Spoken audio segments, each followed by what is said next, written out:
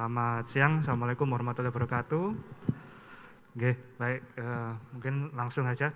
Jadi saya di sini mendapatkan topik tentang penata laksanaan endometriosis secara tepat. Jadi endometriosis ini merupakan salah satu penyakit ginekologi di mana yang cukup dapat menyebabkan gangguan pada kualitas hidup wanita. Sehingga mungkin ini memang kita perlu mendapatkan perhatian khusus, terutama dari kita dari Objin, supaya kita dapat mendapatkan penanganan yang lebih jelas dan terarah. Jadi problem dari penanganan endometriosis ini sebenarnya adalah yang terutama adalah satu, keterlambatan diagnosis. Jadi kalau kita terlambat diagnosis, otomatis penanganan kita juga akan terlambat. Di sisi lain, penyakit endometriosis ini adalah penyakit yang progresif, di mana kalau kita tunda penanganannya, tentu akan stadiumnya akan lebih berat, dampak terhadap fertilitas tentu akan lebih parah. Dampak lain adalah endometriosis ini tidak pernah sembuh, di mana problem yang sering kita dapati adalah kekambuhan. Sudah kita operasi, angkat kista kanan kiri, kesuburannya tambah tidak subur, orangnya juga tetap tidak sembuh, orangnya masih nyeri dan sebagainya. Di sisi lain, orangnya juga masih ingin punya anak. Jadi ini merupakan problem tersendiri sebenarnya pada endometriosis. Problem ketiga adalah repeated surgery, di mana orang endometriosis lebih sering mendapatkan operasi, di mana ternyata outcome operasi tadi menyebabkan kesuburannya tambah tidak subur. Sehingga mungkin topik ini menjadi penting karena bagaimana penanganan endometriosis yang lebih jelas. Nah, sebelum kita menjelaskan tentang penanganan endometriosis, tentu kita harus mengingat bagaimana endometriosis ini terjadi. Yang pertama adalah endometriosis ini merupakan suatu penyakit yang estrogen dependent, di mana estrogen ini yang umumnya pada orang normal itu berasal dari aksis HPO. Pada orang endometriosis ini ternyata lesi endometriosis sendiri masih mampu memproduksi estrogen secara independen. Sehingga ini yang menyebabkan kenapa kita sudah memberikan terapi hormonal, bahkan sudah di hysterektomi, bilateral salpingovarektomi, masih bisa kambuh nyerinya paling tidak. Ya karena memang dia bisa memberikan estrogen sendiri, di mana kalau lesi itu masih tertinggal. Kedua adalah ada faktor epigenetik, di mana ini tentu kedua faktor ini menjelaskan kenapa penanganan kita selalu menyebabkan sering mendapatkan kegagalan dan berakhir dengan kekambuhan. Nah, lalu bagaimana penanganan yang harus kita lakukan pada penyakit seperti ini? Tentu kita kembali ke klinis. Kalau kita sudah bicara dengan endometriosis, kita harus kembali ke klinis, kita harus melakukan anamnesis dengan detail, kita harus meluangkan waktu yang lebih pada pasien untuk memeriksa secara lebih komprehensif. Yang pertama kita berangkat tentang simptomatis. Jadi simptomatis ini merupakan salah satu clue di mana kapan kita harus curiga penyakit endometriosis. Yang pertama adalah tentu nyeri, karena nyeri ini yang paling sering dikeluhkan oleh pasien dan alasan pasien untuk datang ke kita karena gangguan kualitas hidup karena nyeri endometriosis. Kedua adalah karena adanya infertilitas. Nah, sehingga apabila kita mendapatkan pasien dengan keluhan seperti ini, terutama kalau nyerinya itu dysmenorrhea sekunder, apalagi ditambah dengan keluhan nyeri di luar haid, misalnya nyeri pada saat kencing, nyeri pada saat hubungan suami istri, nyeri panggul kornis, itu kecurigaan kita terhadap endometriosis akan semakin lebih besar. Nah, sekarang kita penanganan endometriosis tentu karena tadi etiologinya masih belum jelas, maka kita berangkatnya adalah dari gejala. Kalau pasien tadi gejalanya adalah nyeri, maka penanganan kita adalah tidak harus kita membuktikan bahwa pasien ini benar endometriosis. Di endometriosis kita kenal dengan diagnosis empiris, di mana kita challenge kita menggunakan terapi hormonal dalam kurun waktu tertentu. Misalnya kalau di Hiveri ini kita rekomendasikan dengan menggunakan progestin, atau mungkin kalau progestin tidak ada kita menggunakan PLKB kontraseptif, PLKB kombinasi selama 3 bulan. Kita lihat pasien ini kita curiga endometriosis, kita terapi hormonal selama 3 bulan. Kalau misalnya nyerinya berkurang, maka kita lanjutkan minimal sampai 2 tahun selama pasien itu tidak ada rencana untuk punya anak. Tapi kalau memang pasien tersebut tidak berkurang keluhannya tidak berkurang, maka kita bisa tawarkan terapi lini kedua, yaitu ini pilihannya bisa jenis agonis, LNCIUS, DMPA dan sebagainya, atau kita bisa langsung tawarkan menggunakan terapi operatif dengan laparoskopi. Jadi laparoskopi baru kita tawarkan apabila terapi hormonal tidak menemukan tidak menghasilkan suatu keluhan yang berkurang secara signifikan. Di ESRI tahun 2022 pun memang sudah mengatakan bahwa laparoskopi bukan merupakan gold standar lagi dalam diagnosis suatu endometriosis, tapi kita tawarkan apabila terapi hormonal tidak menemui perbaikan. Nah, pilihannya ini. Nah, kemudian sering kita bertanya, lalu pilihannya apa dok yang bagus, progestin atau pil KB kombinasi? Di endometriosis tadi seperti patogenesis tadi kita dapatkan suatu resistensi progesteron, di mana ada gangguan dari reseptor dari progesteron yang terganggu secara epigenetik yang menyebabkan kalau kita memberikan pil KB kombinasi, efek faktor estrogen ini akan lebih dominan karena progestin yang kita berikan ternyata tidak efektif, sehingga dikhawatirkan walaupun kita berikan low dose pil KB itu dikhawatirkan masih dapat membangunkan endometriosis yang sudah kita terapi dengan operatif misalnya.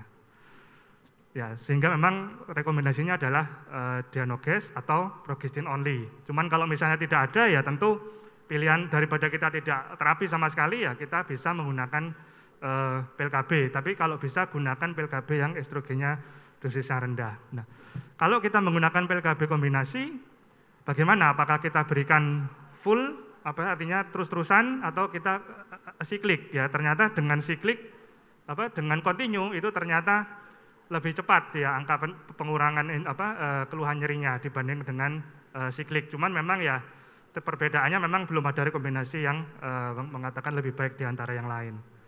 Sedangkan terapi lini kedua bisa menggunakan beberapa alternatif, mulai dari DMPA pun bisa kita berikan dengan cara pemberiannya mirip dengan pil kontrasepsi, yaitu 3 bulan sekali, tidak perlu setiap bulan. Ya. 3 bulan sekali ternyata dapat memberikan efek anti nyeri yang cukup baik.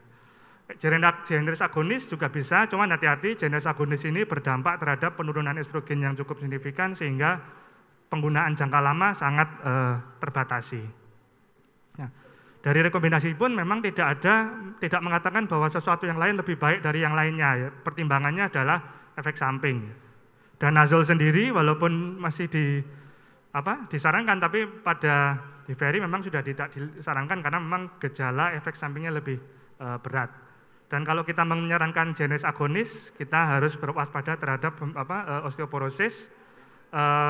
Sehingga kita harus memberikan efek terapi. Kalau itu semua tidak merespon, maka alternatif terakhir adalah tentu operatif. Ya, operatif ada 2 alternatif, bisa bedah konservatif maupun radikal. Ya, konservatif, ya minimal kita melakukan eksisi atau ablasi. Kalau kita perisakal neurotomi ini mungkin harus dilakukan di center tersier, di mana harus dilakukan dengan multidisiplin. Minimal kita kalau misalnya mendapatkan laparoskopi, kita mendapatkan endometriosis, kita lakukan eksisi atau ablasi bila memungkinkan. Kalau ternyata kesuburan sudah tidak diharapkan, maka bedah radikal seperti histrektomi, maka itu bisa disarankan. Dan kalau misalnya kita mendapatkan pasien dengan endometriosis, apalagi dengan endometrioma, pertimbangkan bilateral salpingo-ovarektomi, karena mengingat pasien ini jangka panjang resiko kambuhnya kalau masih ada ovarium itu resiko kambuhnya masih 62%. Sehingga kalau memungkinkan memang kedua ovarium tersebut dilakukan pengangkatan ya dengan persetujuan pasien tentunya. Ya. Kista coklat ini salah satu penyakit yang sering kita jadikan kambing hitam terhadap nyeri. Ya, ada kisahnya dok, Bu, belum tentu ya karena endometrioma ini ternyata dari penelitian dibandingkan antara endometrioma yang ada nyerinya dan tidak ada nyerinya, itu perbedaannya adalah di sini didapatkan perlengketan, ya. Ada perlengketan di sekitar kista endometriosis yang menyebabkan nyeri tadi. Sehingga kalau kita memutuskan untuk operasi pasien dengan kista endometriosis, pertimbangkan untuk adhesiolisis pada kista tersebut untuk mengambil lesi-lesi di sekitar kista tadi. Begitu juga apabila kita ada penelitian bahwa kista endometriosis ini apabila nyeri dikhawatirkan ada resiko DIE di sekitar kista tadi yang juga menyebabkan nyeri. Jadi jangan kita hanya melakukan kistektomi saja tanpa mengambil lesi-lesi yang ada di sekitarnya, maka dikhawatirkan keluhan nyerinya akan tetap ada. Lalu apakah endometrioma ini harus dioperasi? Maka tentu banyak pertimbangan yang harus dilalui, harus didiskusikan dengan pasien. Yang pertama adalah umur. umur wanitanya bagaimana, cadangan ovariumnya bagaimana, kistanya kanan kiri apa kanan saja, pernah kambuh apa tidak, ada keluhan nyeri apa enggak, karena memang salah satu pertimbangan kistektomi atau pendekatan operatif adalah nyeri. Kemudian rencana program hamilnya apa, apakah inseminasi ataukah langsung bayi tabung, ada kecurigaan ganas apa tidak. Ini semua harus didiskusikan ke pasien untuk mendiskusikan kira-kira penata langsung seperti apa, apakah konservatif saja, operatif, kalau operatif apa, apakah kistektomi, ablasi saja, atau mungkin bahkan histrektomi. Ini harus dijelaskan dengan pasien, dengan target apa yang kita ambil, apakah rencana hamil, ataukah memperbaiki kualitas hidup saja, ataukah mencegah kambuh. Maka ini semua harus didiskusikan dengan pasien dan suaminya. Ya. Kalau misalnya kita operasi kistektomi, disarankan pada saat informed consent kita menyertakan risiko terjadinya penurunan ovarian reserve. Ini yang harus dijelaskan ke pasien. Waktu habis. Sebentar lagi Prof, ini kurang infertilitas dengan sedikit lagi. Pada infertilitas juga sama ya, kalau kita mendapatkan pasien endometriosis dengan infertilitas, tentu kita harus memperhatikan faktor suami dan istri. Faktor suami tentu sperma, istri tentu faktor saluran telur dan ovarium dan dan rahim. Ya. Di mana pada endometriosis sendiri yang harus kita evaluasi adalah kalau di ESRI 2022 menyarankan untuk mengklasifikasikan menurut endometriosis fertility index, di mana pada FI ini kita akan terbantu untuk menentukan kira-kira orang ini masih layak enggak untuk kita tunggu spontaneous pregnancy, inseminasi atau mungkin IVF. Kalau misalnya kita sarankan untuk rencanakan untuk inseminasi, maka mungkin kita lakukan laparoskopi untuk evaluasi dan ablasi. Tapi kalau misalnya dia rencananya untuk memang dari awal untuk bayi tabung, maka kita langsung rujuk ke center bayi tabung. Ini adalah salah satu contoh dari FI.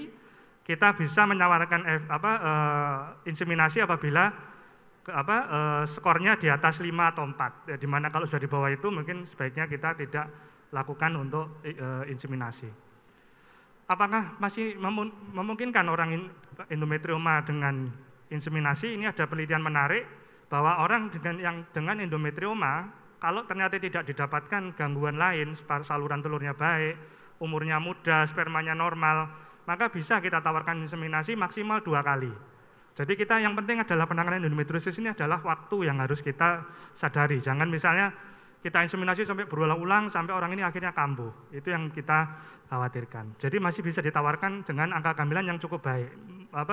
Hampir sama dengan unexplained infertility. Dan yang terakhir adalah jangan lupa setelah orangnya hamil, setelah nyerinya teratasi, kita harus memberikan terapi jangka panjang. Di mana terapi jangka panjang ini ternyata bermanfaat untuk menekan angka kekambuhan. Pilihannya apa? Bisa DNS agonis dengan ADBAC tentunya, pil KB kombinasi, LNGIUS maupun sampai DMPA pun masih dapat kita berikan. Dengan targetnya apa? Satu, mengontrol mengontrol estrogen dari pasien tadi, karena endometriosis ini adalah estrogen dependent, di mana target kita adalah endometriosis ini akan tidak tumbuh kalau estrogen tadi sekitar 30 sampai 40 pikogram, di mana ini akan tercapai dengan pemberian kontrasepsi hormonal. Ya. Nah, ini adalah pesan pulang. Jadi seperti itu. Jadi endometriosis adalah penyakit yang estrogen dependent, di mana prinsip penanganannya adalah sesuai dengan keluhan. Apabila nyeri, maka pendekatan pertama adalah medikamentosa. Ya, tentu dengan kita evaluasi selama 3 bulan. Kalau membaik, maka kita lanjutkan. Ya. Tapi kalau misalnya orangnya rencananya untuk hamil, maka kita harus diskusi lebih lanjut ke pasien. Kita lihat kira-kira orang ini masih memungkinkan enggak untuk pembuahan alami, inseminasi, atau mungkin bahkan harus bayi tabung. Ya. Kemudian jangan lupa setelah orang ini penanganan nyerinya selesai, hamilnya sudah selesai, maka terapi jangka panjang harus diberikan untuk mengurangi risiko kekambuhan. Oke, mungkin dari saya itu saja. Kurang lebihnya mohon maaf. Assalamualaikum warahmatullahi wabarakatuh.